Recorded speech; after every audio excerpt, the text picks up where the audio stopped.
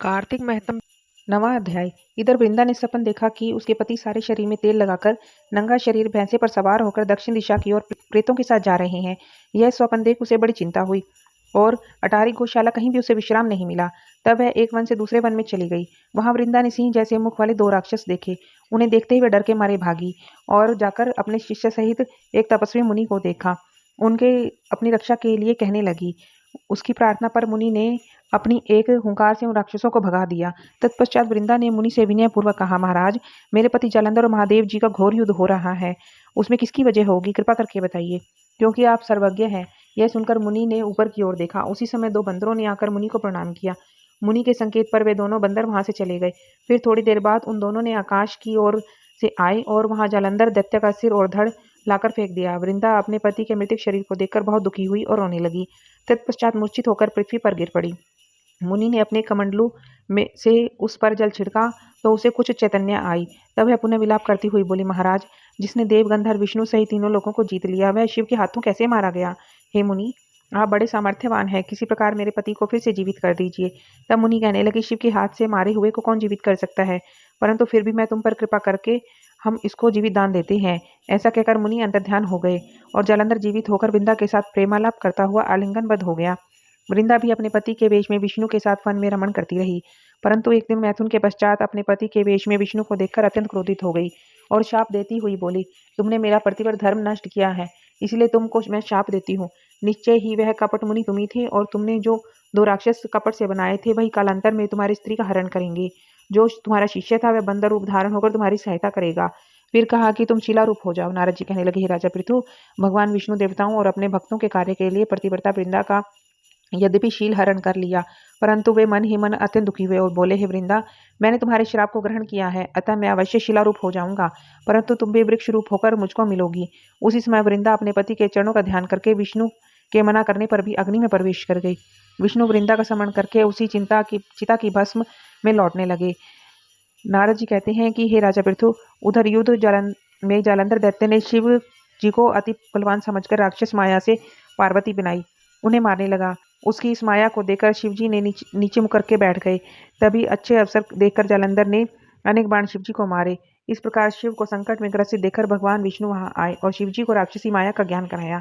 तब शिवजी बड़े भयंकर वेग से राक्षसों को मारने लगे। शिवजी की इस तीक्ष्ण बाण की वर्षा के आगे शुंभ और निशुंभ न ठहर सके। वह युद्ध क्षेत्र से भाग खड़े हुए। तब शिवजी ने उनको शाप दिया, तुम युद्ध क्षेत्र से भागे हो, इसलिए पार्वती के हाथों ही मारे जाओगे। उधर जिस समय वृंदा का प्रतिवर धर्म नष्ट हुआ, तभी जालंधर का बल समाप्त हो गया। ठीक इसी समय विष्णु ने अपना सुदर्शन चक्र अपने तेज से शिव को दिया। फिर शिवजी ने अपना ऋषियों का, प्रतिवर्ती स्त्रियों का तथा ब्रह्मा जी का तेज उसमें जोड़कर जालंधर दैत्य पर छोड़ दिया, जिससे उसका सिर कटकर भूमि पर गिर गया। सिर और धड़ अलग होते ही जालंधर उनका तेज और शरीर से निकलकर श्री शिवजी में और वृंदा का तेज माता पार्वती में समा गया। उधर विष्णु वृंदा की चिता में लौटने लगे। तब सब देवता ने शिवजी की स्तुति कर कर कहा, महाराज, जालंधर को मारकर आपने देवताओं का बड़ा उपकार किया है, परंतु एक बहुत बड़ा अनर्थ हो गया है, कृपा करके उसका भी कुछ उपाय कीजिए।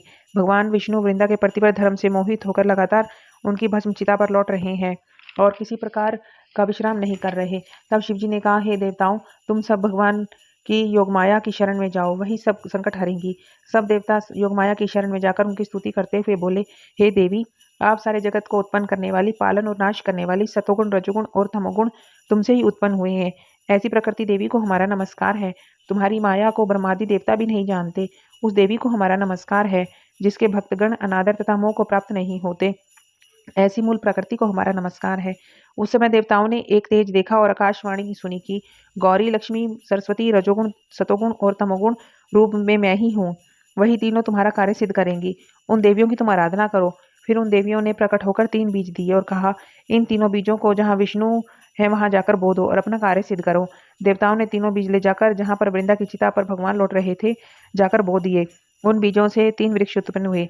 रजोगुण सरस्वती से आंवला, तमोगुण गौरी से तुलसी, सतोगुण लक्ष्मी से मालती। श्री लक्ष्मी जी ने अपना बीज ईर्ष्या युक्त होकर दिया था, इसीलिए मालती भगवान की पूजा में निंदित है तथा आंवला और तुलसी की पूजा होती है और वह अति प्रिय है। इस प्रकार वृंदा ने वृक्ष रूप होकर भगवान शालिग्राम से संयोग किया। इसी कारण कार्तिक के उद्यापन में भगवान की पूजा तुलसी के मूल में होती है। नारद जी कहते हैं, राजा पृथु, जिस प्रकार घर में तुलसी का वृक्ष होता है, उसमें कभी यमदूत नहीं आते। इसीलिए जो तुलसी का वृक्ष को घर में लगाते हैं वे यमपुरी को नहीं देखते।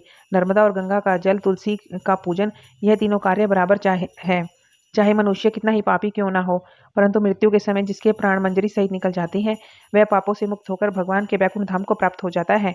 जो मनुष्य तुलसी और आंवले की छाया में अपने पितरों का श्राद्ध करते हैं उसके पितृ मोक्ष को प्राप्त हो जाते हैं। जो मनुष्य आंवले का फल मंजरी युक्त तुलसी दल मुख में रखता है वह साक्षात भगवान विष्णु के समान है।